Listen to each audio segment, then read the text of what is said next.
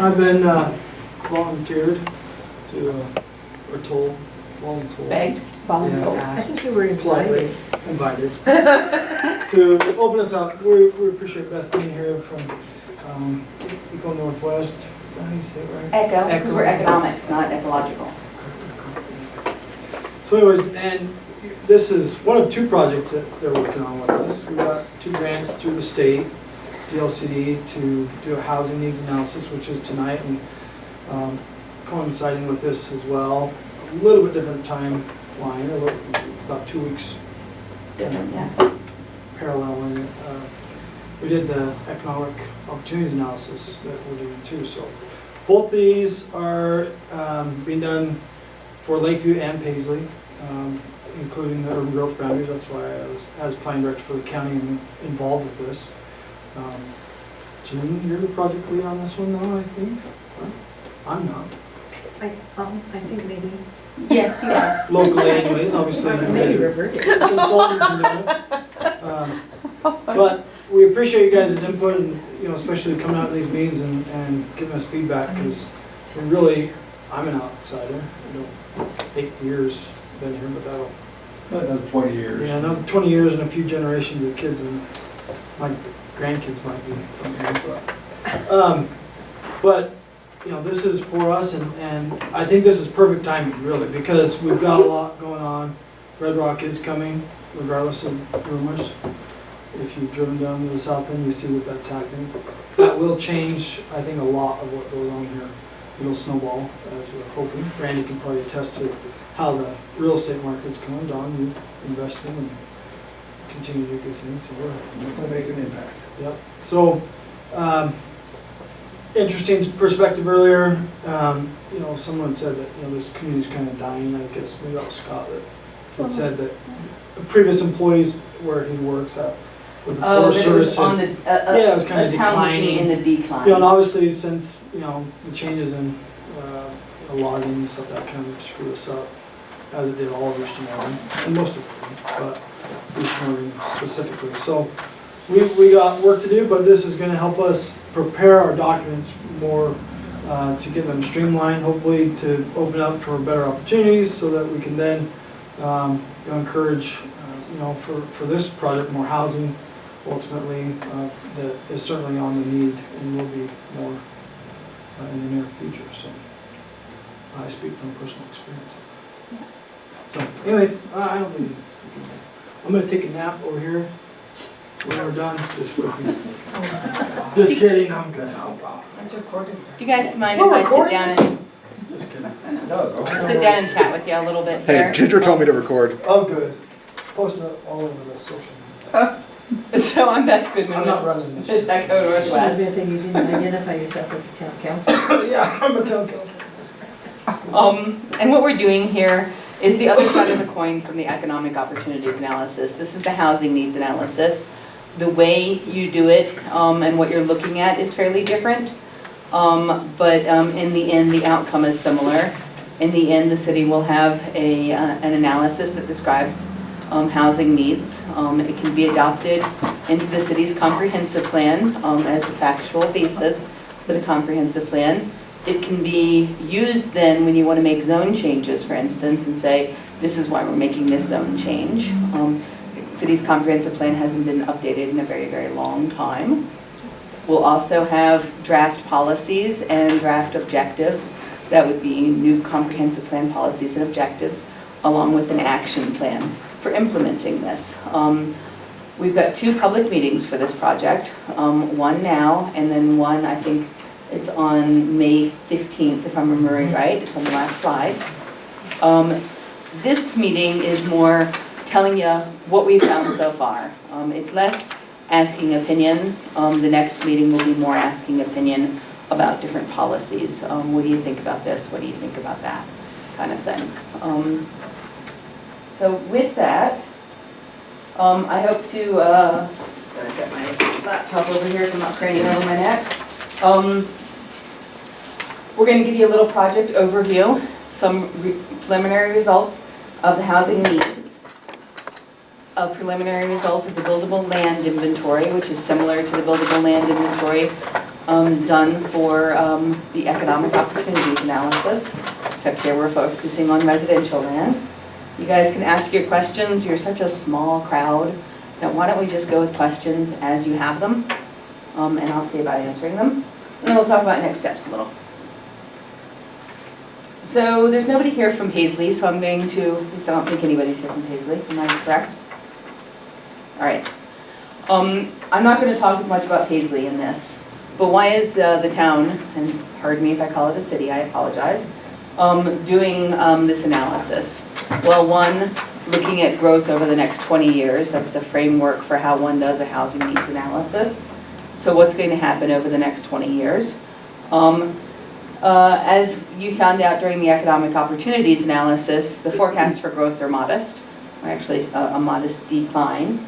But that doesn't mean that the city doesn't have housing needs.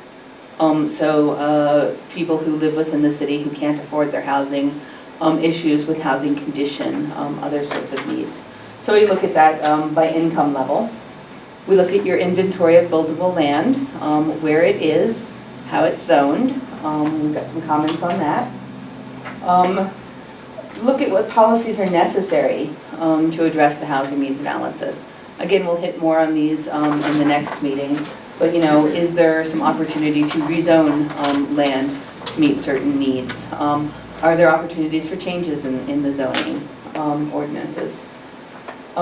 Looking at housing affordability and homelessness, more at housing affordability, less at homelessness. So all households have a need for affordable housing. My need for affordable housing is perhaps different than Dawn's need for affordable housing, and perhaps different from Roberta's need. But everybody needs housing that's affordable to them. When we talk about affordable housing, as we will in a little while, we'll talk about it by different income levels. And then looking at what are the funding opportunities to pay for whatever programs or policies we're talking about. So those could be infrastructure improvements, those could be rehabilitation programs, so this could be a whole bunch of different things. We'll be looking at that in the policy analysis also. So you've got a needs analysis where we look at population growth, demographic trends, and socioeconomic trends. You've got a residential buildable lands inventory where we are identifying vacant, unconstrained, buildable residential land within the urban growth boundary, so looking beyond the city limits to within the urban growth boundary. And then we'll also have a housing strategy, which is a separate document. So we've got an advisory committee that has people like Randy on it and Darwin. We have 5 meetings of the advisory committee. Today we had the 3rd meeting. We have 2 public meetings. This is the first public meeting. And then we have to be completed the project by the end of June, because everything has to be completed by the end of June here. All right, looking at the housing market in Lakeview. Why does it have to be complete by the end of June? Because that's when all the grants are due, because that's what the legislature made the funding.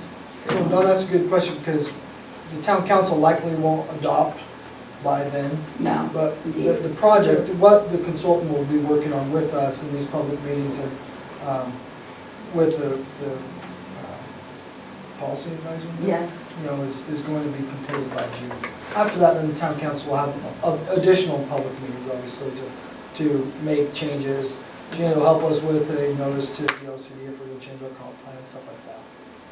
So it'll be ongoing. We're not under a timeline to adopt, but we're on a timeline to finish the work with the consultants. Quite frankly, depending on what policies come out of this, there's really an action plan that could go on with different things being done over the next few years.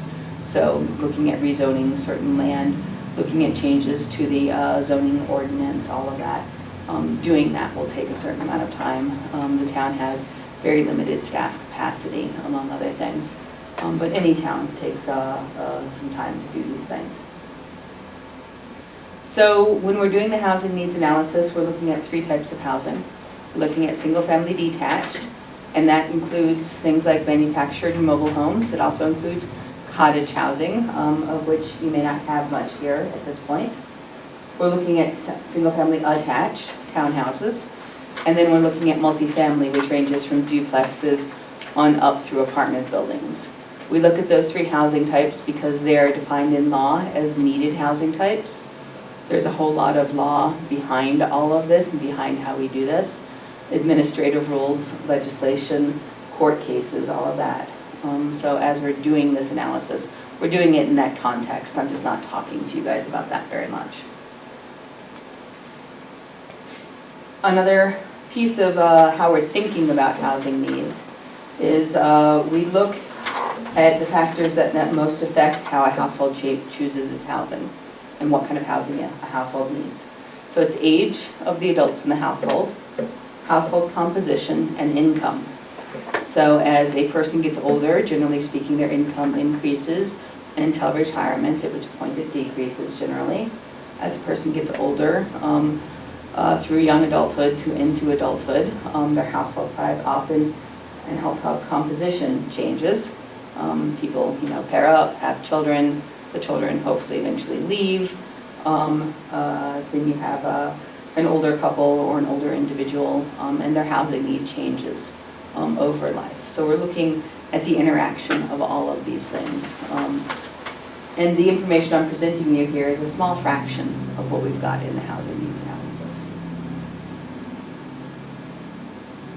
So looking at the existing housing stock in Lakeview, 87% of the housing stock is single-family detached. So you're predominantly single-family detached.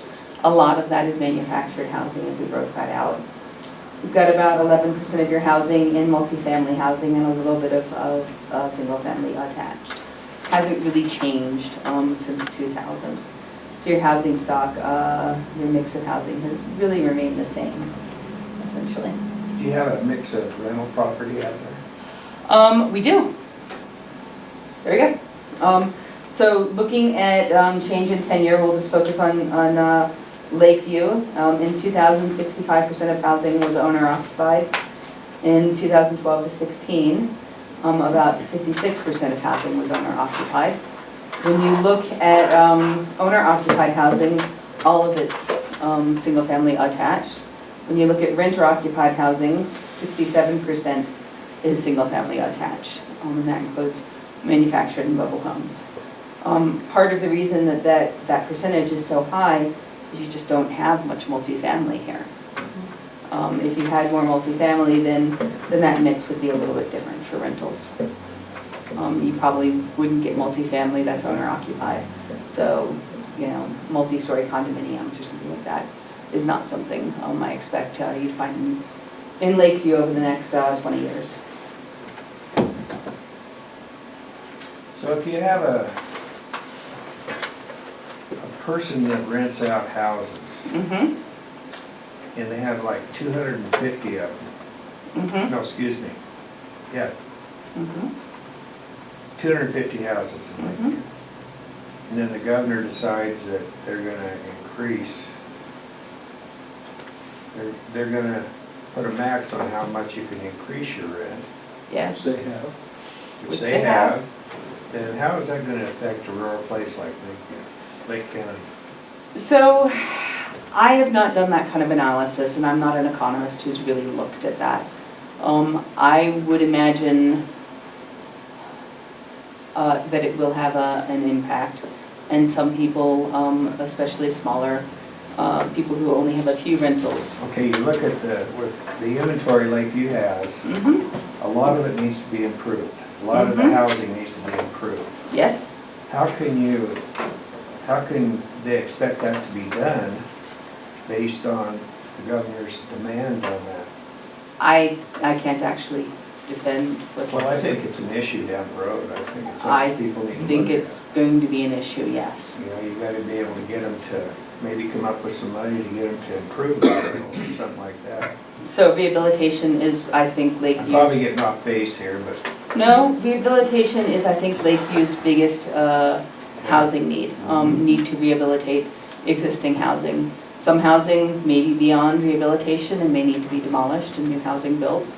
But rehabilitation is, I think, the biggest issue in Lakeview. It's also a big issue for a place like Klamath Falls. So you're not entirely unique in that. How the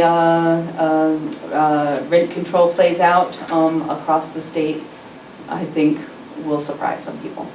Well, I think too that, what they did with the wages, where it was all minimum wage was gonna go to $15 an hour.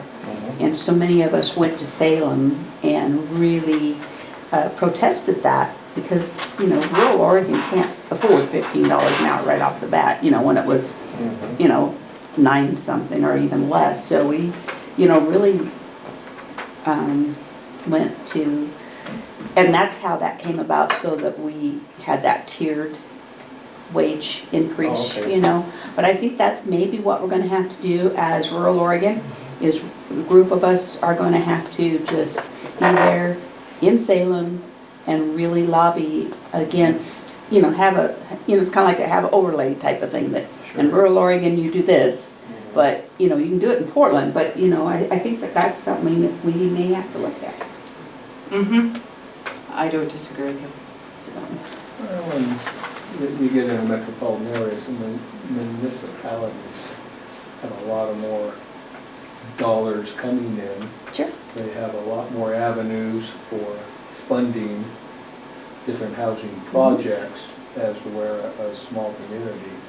And You would think, I would, and I'm assuming, I'll use the word. maybe, but when it comes down to how do we pay for any of this, the options are so very limited. And every town I have worked in is struggling mightily with how do we pay for different types of housing projects. Be they government subsidized affordable or market rate affordable. There's just not very many options, and there's not much money to do it. Well, I really can only see in rural or any circumstance, the avenue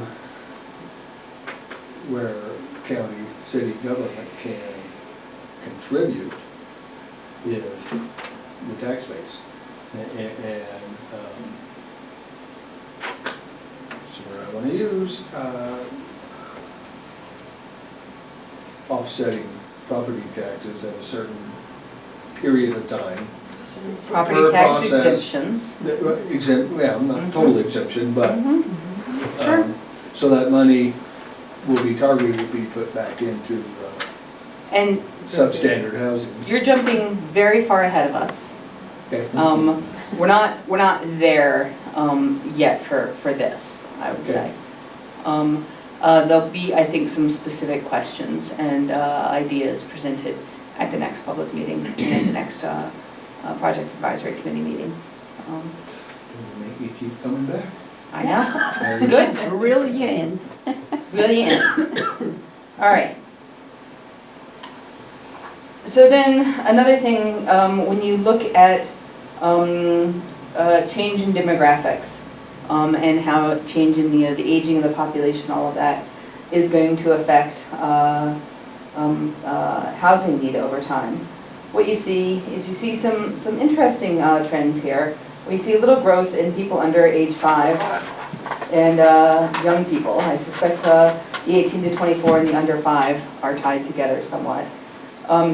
It's been relatively flat for the people over 65. In Lakeview, that's a little bit surprising to me, but that's what we're seeing in the data. And then, oh, poor Paisley. And then if you looked at the forecasts for growth of people over age 60 in Lake County in general, just like the rest of the state, you're going to see a little more growth in that age group, especially as the baby boomers continue to age. And so what you'll see across the state, and Lake County is no exception, is greater demand for housing for older people, for seniors.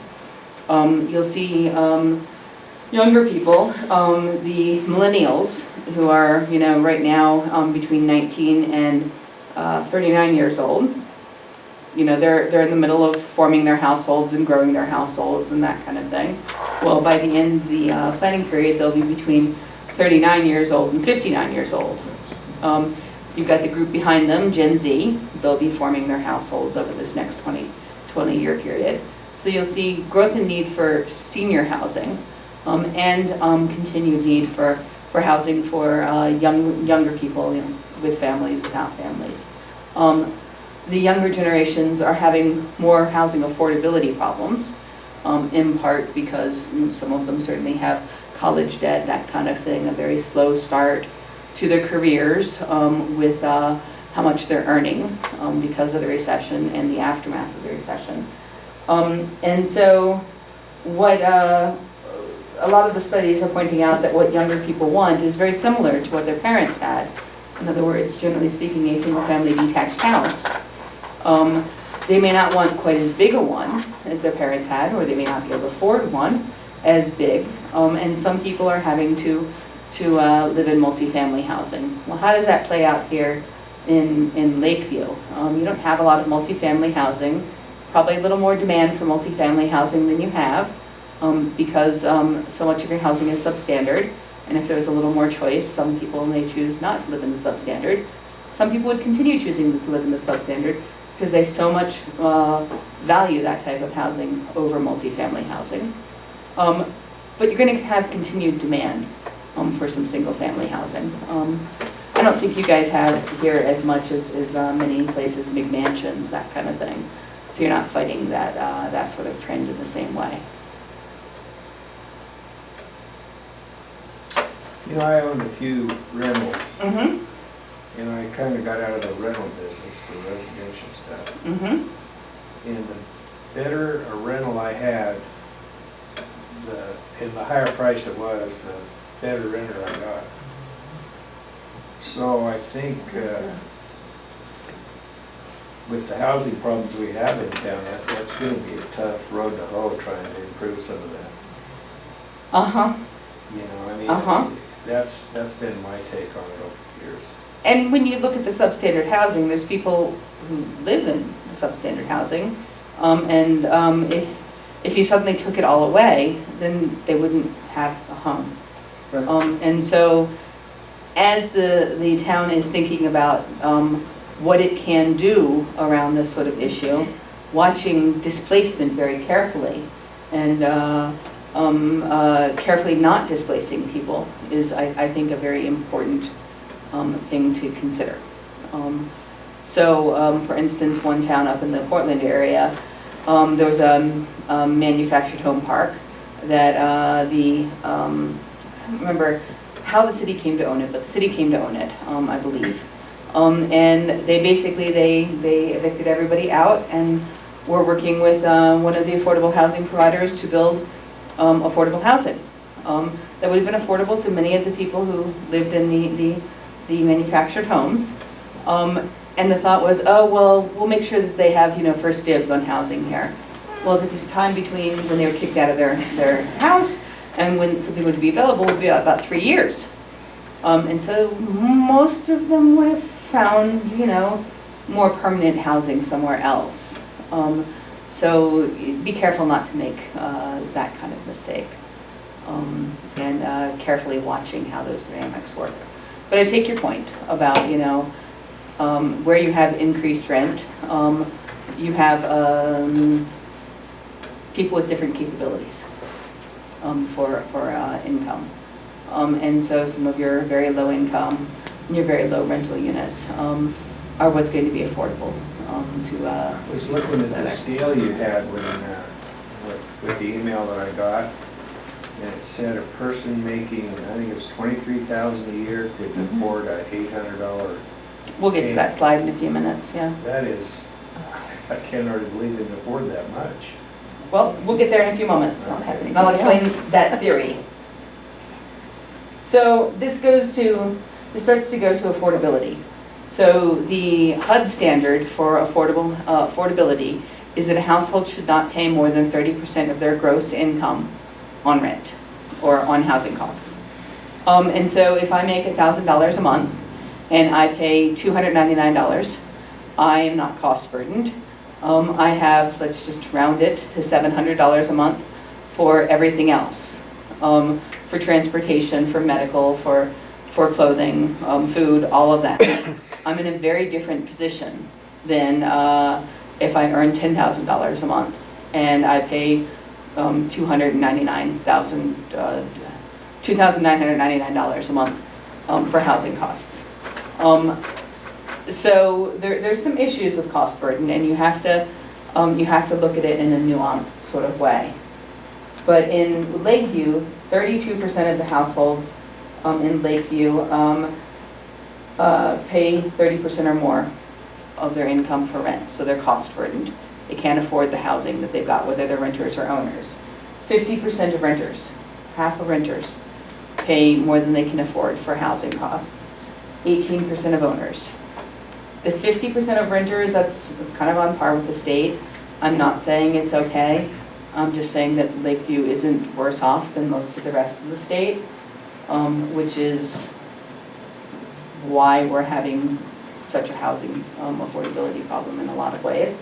It's descriptive of the problem that everybody's experiencing. 18% of homeowners are cost burdened. That's a much lower percentage than a lot of towns. And some of that is probably because of the housing stock you have here, people who've been in it a long time. In other words, I bought my house back in 1999 for $150,000, and now it's worth, I don't know, Zilli thinks it's worth somewhere over $300,000. So I get to be way less cost burdened. I'm not cost burdened at all compared to somebody who would buy it today. So those are some of the reasons I think that owners are cost burdened less frequently than renters, than owners in other towns. This is the slide you were talking about. So when we look at housing affordability, we're looking at it by median family income, and that's a county average. HUD estimates Klamath, we're in Lake County, not Klamath County. HUD estimates Lake County's median family income at $46,000. And if you that's 100% of MFI. If you earn that, then when you break it down, you divide that by 12, you multiply that by 0.3. So you could afford a maximum of $1,150 a month in rent. Or a house that's affordable is between $161,000 and $184,000 in what it would cost. So the affordable house, that's more of an estimate, because what house I can afford is different than what house Janine can afford, even if we make the exact same thing. It depends on how much do I have to put down, what's my interest rate, what term are we talking about, how many years are we talking about. So it gets kind of complex and nuanced there, which is why we give a fairly broad range for that. When you look at households with the lowest income, so 30% of median family income, or about $14,000, or 50% of median family income, about $23,000. These households generally can't afford market rate rents. They can't afford what housing costs in the markets. That's sort of a rule across most housing markets. So how many rentals do you have that go for $570 a month? You've got some, they're in very poor condition, but you don't have a lot that go for that much. And when you look at decent condition rentals, they're considerably more expensive than that. You don't have housing that's selling that's in good condition in that sub $100,000 range. So when you talk about affordable housing, one of the groups that you talk about is the less than 50% of median family income. Those are your low and extremely low income households.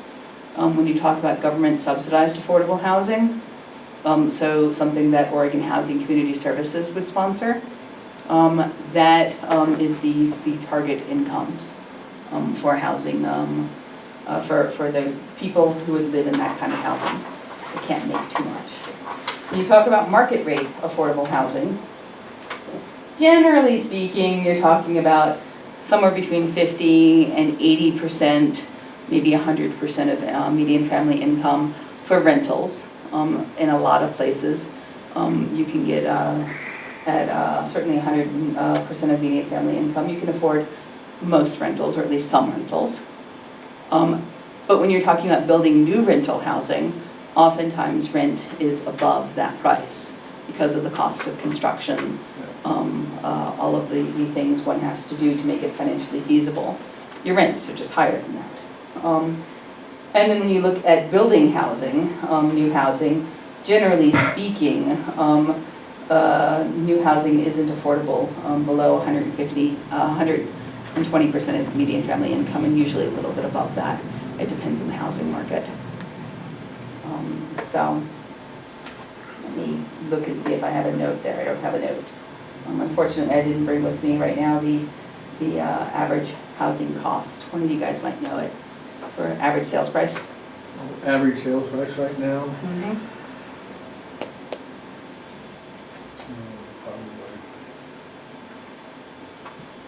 140, 150 range.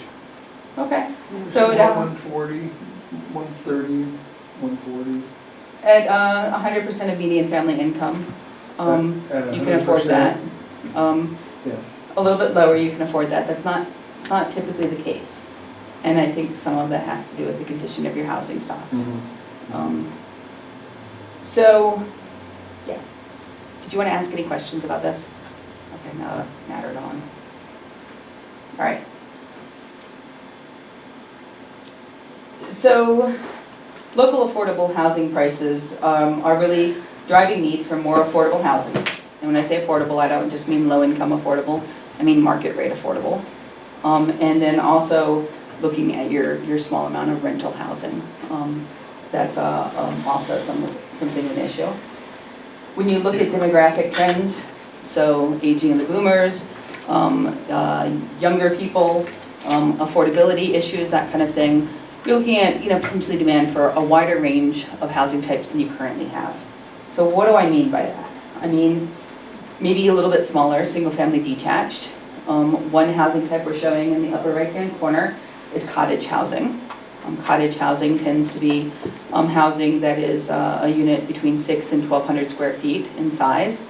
It can be on its own very small lot.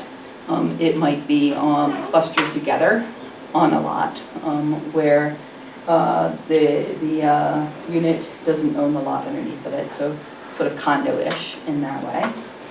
Looking at duplexes, certainly, tris and quads could be a type of housing, multifamily that may work either now or over this next 20-year period here in Lakeview.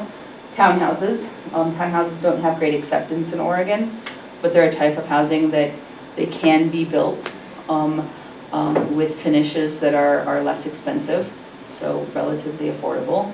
Of course, if you build a townhouse with granite countertops, then that's going to be less affordable. And then some types of multifamily. I've shown multifamily housing here up to 3 stories. Currently, you can't build 3-story multifamily housing in town, but maybe over the next 20 years, maybe that's a housing type that becomes financially feasible to develop. Certainly the type of housing that's a little bit more like what you see in the bottom left, multifamily, with 8 or 10 structure units in a structure, might be something that is a little more community accepted here. So we're suggesting, think a little bit broader than what you've got now. So then we're stepping on to the rest of the housing needs analysis, the preliminary forecast for new housing. We start with the population forecast. This is done by Portland State University. It's the Lakeview's official forecast. It's for a moderate decrease in population over the 20-year period. You see you've got a big jump at the beginning, and they're foreseeing, for reasons that are unclear to me, over that 20-year period, a modest decrease. So when we look at need for new units, we're not seeing a need for new units for new population. What we're seeing is a need for new units to replace existing units, a need for new units to address changing housing needs of people who live here. So your seniors, your younger folk who don't necessarily want to live in manufactured homes. Obviously, the manufactured homes that won't be around, some of them I'm sure won't be around in 20 years. Replacement of that kind of thing. So I would say, I would characterize this as not necessarily looking at growth in overall number of people, but looking at certainly a change in the housing market over the next 20 years. And I'll tell you in a moment or two why the forecast, it being so low, matters a little bit less than it might matter. And that's about your land base. So here's your comprehensive plan map. We're looking mostly at the residential areas, they're in yellow. The residential multifamily are in sort of a nice boring tan color. I think the only area that's significant is right over here. The commercial areas, some of them we're showing on the buildable lands inventory, but we're not really looking at commercial for a significant amount of housing. We could get some housing there. And we're not looking at publicly owned land for housing. So what we do is we start with areas that where you could have residential development. We classify them as vacant. Some areas are classified as partially vacant. So a partially vacant parcel might say be a 5 or a 10 acre parcel that has one dwelling unit on it. That's clearly partially vacant. They could also be a smaller parcel that theoretically could subdivide over the planning period if there was enough pressure in the housing market. I'm not necessarily saying that there's enough pressure in the housing market, I don't know that there is, to make that small subdivision happen. But certainly, if one owned a 10-acre piece of land, one might choose to develop that over the 20-year period, even if you already had a house on it. And so that's your land base. And then we put these constraints over it, which you have significant constraints. Wetlands and floodway, floodplain, and then steep slopes, and those are slopes that are 25% or greater. So those areas become constrained and unbuildable. You can see, let's see, like this area, oddly enough, this is a weird one. These areas are constrained. That suspiciously rectangular area is not constrained. That's just the way the constraints there comes out. Most of this area here on the west side is constrained with floodplains, but you've got a little bit of buildable land there. So we're not considering all of these areas that are vacant as vacant. And this, I don't know why we're still showing this way. That shouldn't be showing at all. We know what's happening there. So when it comes down to it, this is your base of vacant land. Most of it's residential. You've got a little bit of residential multifamily. A fair bit of it is outside of the city limits in the county. Some of that will be very hard to serve. And so one of the things that we'll be working on with the city is identifying areas that are a little bit easier to develop in the near term and harder to develop. So I would imagine areas that are more in the core would be a little easier to develop, and areas that are further out or on steep slopes will be harder. Near steep slopes, they're not actually on steep slopes. So what I mean is, I think this area is probably at the top of a hill or still on a hillside that's just a little bit less steep. So when it comes down to it, you've got 300 vacant acres of residential buildable land, 13 of multifamily buildable land, and then some of highway commercial, which we're not counting as having capacity. What we don't show here, and we just showed today and discussed it, was what's a range of capacity for this land. And for residential, we showed a range, I think somewhere in the neighborhood of, between 800 dwelling units to 1,400, if it all built out at some point. So that means it's all serviceable. We know it's probably not all serviceable. Multifamily, you've got a pretty small amount of multifamily And if I'm reading this map right, this multifamily is probably a bit on a hillside, isn't it? That's not a great place for multifamily housing. So one of the policy suggestions for the city is probably going to be about looking at opportunities to rezone some land to multifamily. You don't need to rezone a lot. A little bit goes a long way, but if you had, say, 10 more acres of multifamily land, somewhere that was easier to develop with less of a hillside, that might give you more of a genuine opportunity for that kind of housing.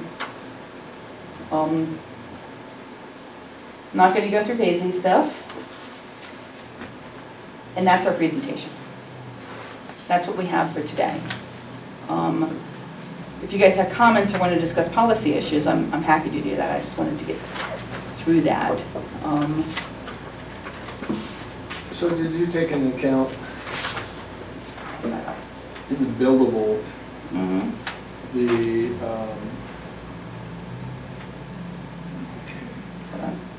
was any of the floodplain, yeah, was it? See,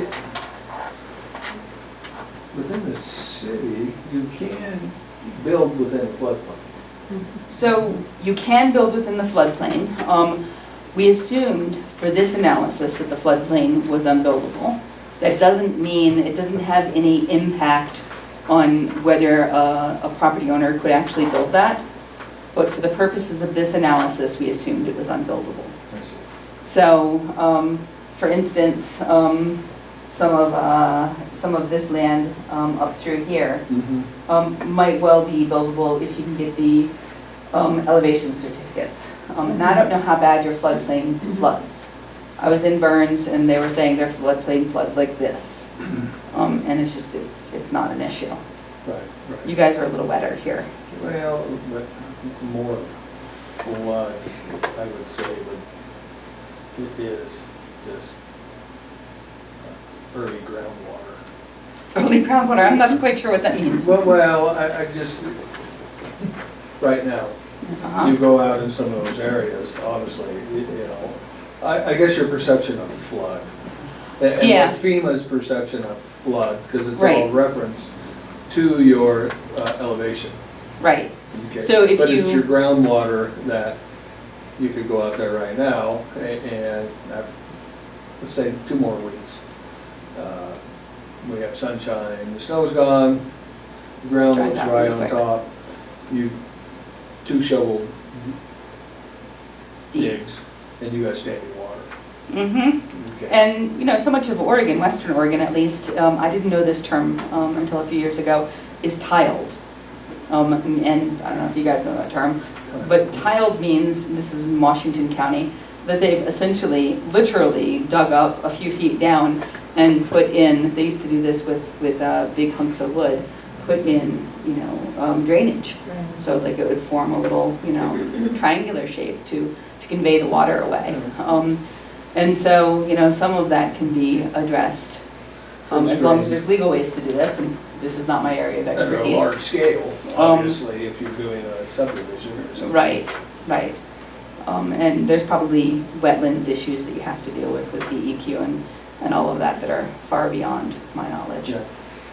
Well, I think I've heard enough. I would say that you can improve the housing situation by 10% in Lakeview, you've done quite a bit. By 10%. Well, I appreciate you being here. And That would be nice. Yeah. We did have some problems here. Yes, you do. Thank you. Certainly. Thanks for coming. So Randy, will you be at the next PAC meeting?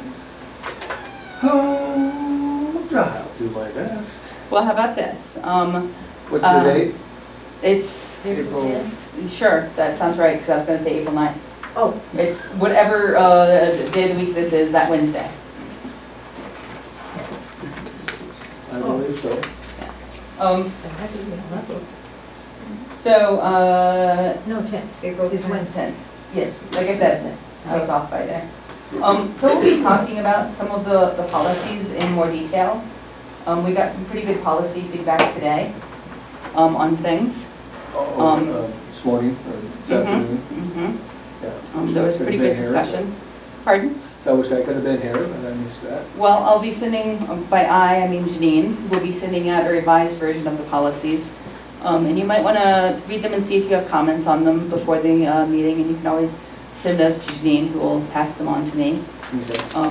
That might make my response a little bit more informed, Mhm.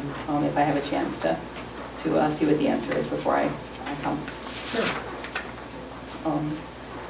But no, you're right, some of, not all floodplains are equal. I was thinking that wasn't, those areas that you had excluded Yep. from the acreage. So honestly, the number of acres available is larger. It's larger, except some of the stuff in the steep slopes is just, it's gonna be difficult. I mean, to a certain degree, But, should you guys really be looking at, I mean, I'm talking about people's property here, so I'm talking out of turn a little bit. But you know, some of this area, does it really belong in the urban growth boundary? Does the landowner want it to be in the urban growth boundary? Could you swap it out and get someplace that was flatter? That, you know, is a very long-term sort of thing to think about. But, you know, some of your floodplain, as long as federal law doesn't change, and it might around floodplains, some of your floodplain will certainly develop before that. It's harder to get infrastructure to. I didn't know you had, possibly the city would have an option to mitigate what's deemed. Do you mean land swap? Land swap. Yeah. Yeah, and, you know, and our constraints here is city services, obviously. Right. You know, they're limited once you get right out of our city limits per se, And that's gonna be true any place you look. yeah. But getting services up the hill is different than getting services Absolutely. out to a flat area. It's not something that I think the city really needs to dig into a bunch right now. And it's not particularly easy to do, but I believe it is possible to do. You've seen it done in other communities? I've heard it talked about, and Yeah.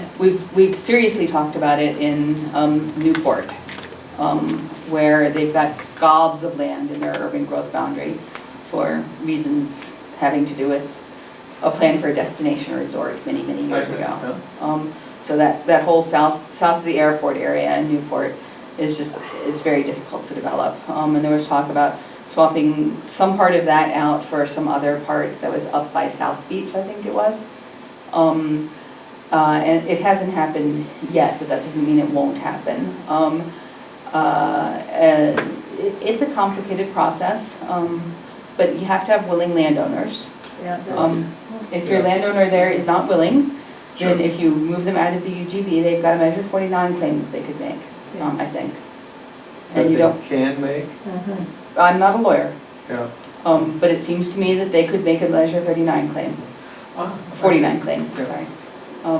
And thus sue the city for whatever. I know that there was discussion too, and you might be familiar, but you know where the greenhouse is? The guy that was going to buy it or wanted to buy it or whatever was happening, he wanted to bring it in, you know, to our urban growth boundary. But he would have had to do a swap because we have so much urban growth, you know, land. Right. And so if you could convince the people up there in that red, And they, you know what I mean? I don't mean to be targeting that particular No, one. but I mean, It's just as an a example. really In easy general, one for yeah. me to see. Yeah. Yeah. And, you know, anything with steeper slopes. Yeah. You have the reality factor of development Mhm. and costs. Yeah. Yes, and it's impossible to develop affordable housing, well, not impossible, but very, very difficult to develop affordable housing. Affordable housing, right. You go on to the Bend hillsides. area, you know, as sprawl happens, Mhm. people will pay big money to be up on the side of a hill. It costs a fortune to subdivide and so forth, but there's homes there. Yeah. But they have the growth to substantiate Right, that type of development. right. So, I'm sorry. So a portion of those houses on F Street where it dead ends, all those, but most of them except for one on the right-hand side butts up to the hill. Right to the hill. Yeah. and getting access, oh, well, Yeah, you know what I'm talking about. I've got one lot there that And of might course, get someone up on the bench. If you're lucky. you have to be really Big dollars though. careful with all of these things. They end up being pretty complicated when you start moving urban growth boundary lines. I would have never. So, Right, Uh-uh. but, I mean, mm-hmm. but I'm sure you would have to show the need, Yeah. other than just, Not actually sure you have to show the need on this. well, depending, you know, if you're planning for 20 years out.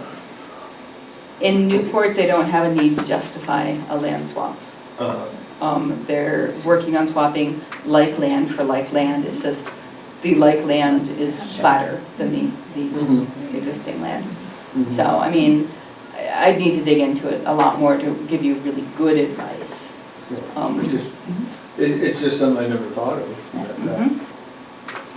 When urban growth boundaries were drawn, nobody thought that they would be this permanent.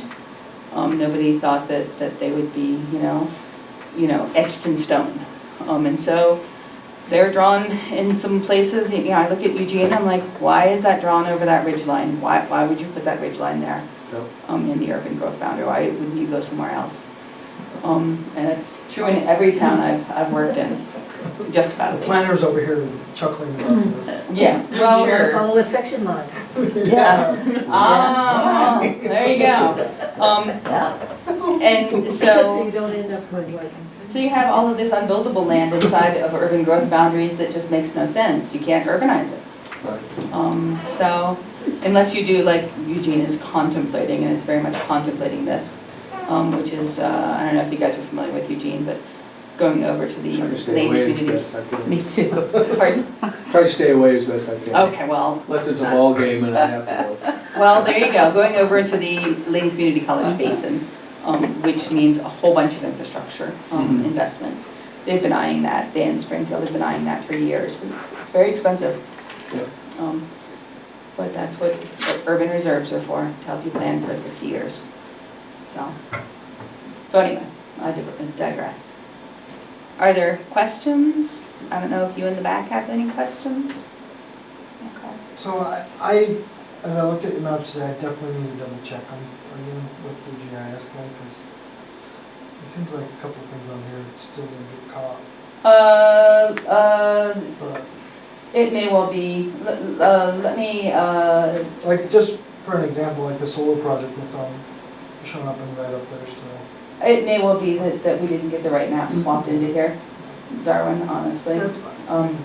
So, Hopefully the end product, and that's why I'll say, I'll comment on some yeah, of this and be like, let's double check Actually, I that. have that on my list to do too. Yeah, because earlier today too, I was like, what? well, here, I'll just, if you guys don't mind, take a moment, Yeah. and I know where the right map should be. We were making, honestly, PowerPoints very, very quickly, and by we, I mean, it wasn't as much. I'm just hoping it doesn't change the numbers. It's not gonna change the results, Too much. not particularly. How many communities are you doing right now? A lot. 10? About, yeah. Usually Burns and Hines as well. Yeah, we are doing Burns and Hines. So here's the map you'd wanna, yeah, like this, the reason that this is showing up on here, I've told them to get that off of there a few times. It's showing up because you allow some types of housing in your industrial areas. Yeah, it's highway commercial, you're absolutely right. Oh, okay. Yeah. That's why it's That showing up. allows multifamily housing. Mm-hmm. Okay. That's why it's showing up there. So, The Red Apartment Complex. yeah, Development employee housing. I'll yell at them to get Red Rock off of there. Yeah, you can yell. I'll yell at them. It won't change the end results, the buildable acres there.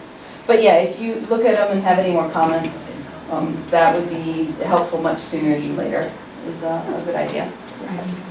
So, all right.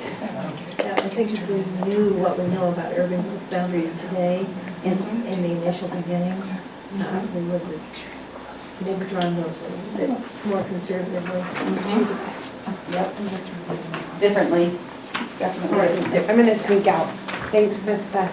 Thank you very much. I think on the, you know, in the last go-around, there seems to be, you know, quite a bit of industrial zone land too.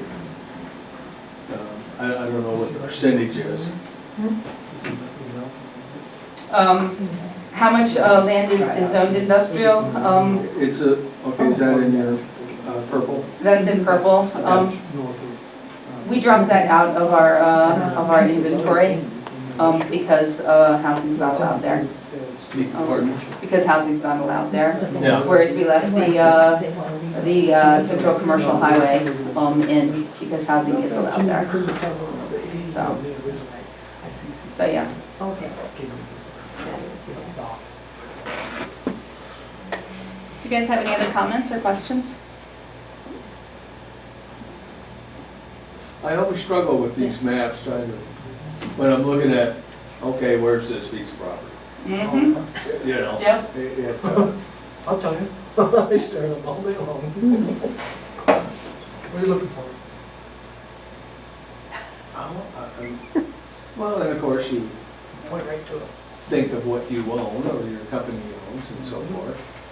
Oh, yeah, to see if it's represented accurately. Well, here, we'll go to something that actually, yeah, we'll go there. That's just vacant developed. Of course, I don't Gives you know. an idea though, because of the streets, a little better. Yeah. I can also blow that up further. We can also give you a copy of the map if you'd like. Yeah. That would be great. Mhm.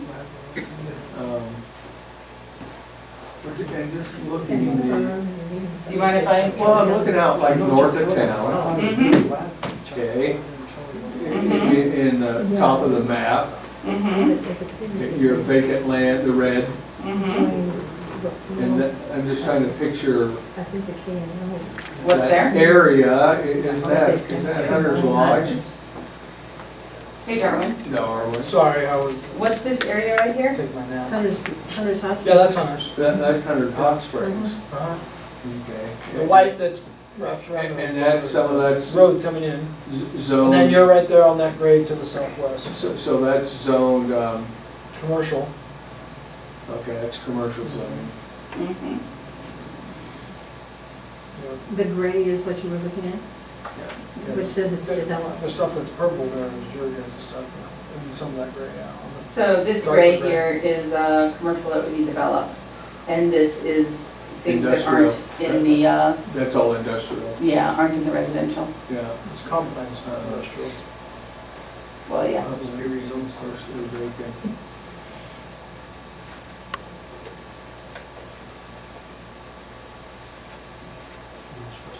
And, oh, below that, right, is that a little further, the big red chunk? That one? Yeah, Yeah. What is that? That is residential. okay, is that, Darwin, Sorry. so exactly where is that? Where the Take my cursor Well, it's cursor is? behind Eva Which Carolla. This It's like land. behind, That's solar right there. yeah, This is all solar right now. That's the old. Okay. So, uranium well, tap. I guess, you know, that Lucky map, Lassie. you don't have an overlay of That's what we call the it. residential, Mm-hmm. okay, is what I'm, Mm-hmm. did you have one there in the yellow? Okay. Yeah, it's some Okay, of that now- solar zone residential. Okay, let's look back, Just because we had it. Darwin, okay. So that yellow is, okay, now it's red, but when you went back to the, okay, now it's yellow, and that is, but that's a solar? Yeah, that's the solar. And, So sometimes Or you're, solar 6. yeah, sometimes your comp plan and your zoning aren't well synchronized. And that's actually something I need to get as a Well- recommendation.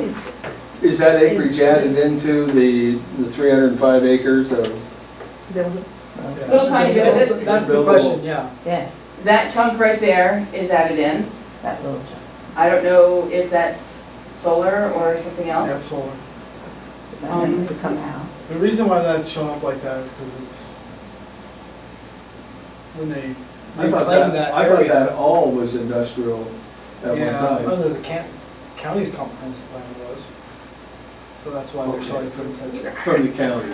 Well, you know, and to be really honest, Now, that area, on the comp plan for both of us should be the I know same. the I know it should be, county but it wasn't. It hasn't been in my office. better than I do the Yeah, cities that's what. and zoning and so Process, there's forth. been discrepancies. But, you know, is that added into the 305 acres? Yeah, that'll be part of it, yeah. Like this area right here? No, That's totally different. But that, He's talking about that. that Yes, solar the piece solar area is added in. okay, shouldn't that be taken out, taken out? Yes, in we that have to have 300? comments that clearly tell us to take it Oh. out. like taken Um, out. This is, Should I well, the problem is that I'm not the GIS Right, person. right, right. And I'll forget, Mhm. honestly. So if Janine or Darwin, you know, if Janine or Darwin print out one of these maps and just make just a few marks on it, That, I don't know if you have a printed copy of any of the maps right now. I might have, we can get them But, to them, but, I'm But if getting you- back to the if you- acreage, yeah, buildable acreage, 305 acres. because that needs to come out. I can pull measurements all day Yeah. long in the office, I mean, it's just a matter of. No, if what, Darwin, how about this? If you give us a list of, what do you call it, tax lots that you think are wrong, and you know, what it shows up there, the tax lot ID, what it shows up there as, and what it should be, then that'll be a much faster fix than anything else, and it'll be way more precise. That's what I just wanted to double check the numbers, because, and what's showing up as the final, because Yeah. 'Cause that I would did really that, I mean, I marked change it. 81 different My God, tax that's lots. 100 some acres there. Yeah. But you And marked a would lot of change it tax a lot. lots that weren't necessarily a change. Does It was what we had it already, make a difference? in Probably. some of But what it you marked. could. But what I'm hearing Darwin say. Right, Mappy, you and have- I now better understand some of your frustration earlier, is that from my experience. more precise answers. Our comp plan for the UGB should be identical, and he's telling me now that in his comparison, they're not. And I think what's even worse than that is what ODOT has as your city limits is not accurate as of right now. Oh, I'm sure. That's where we pulled city limits from. So a lot of the problem we've had in doing the buildable lands inventory is simply that the data is not synchronized.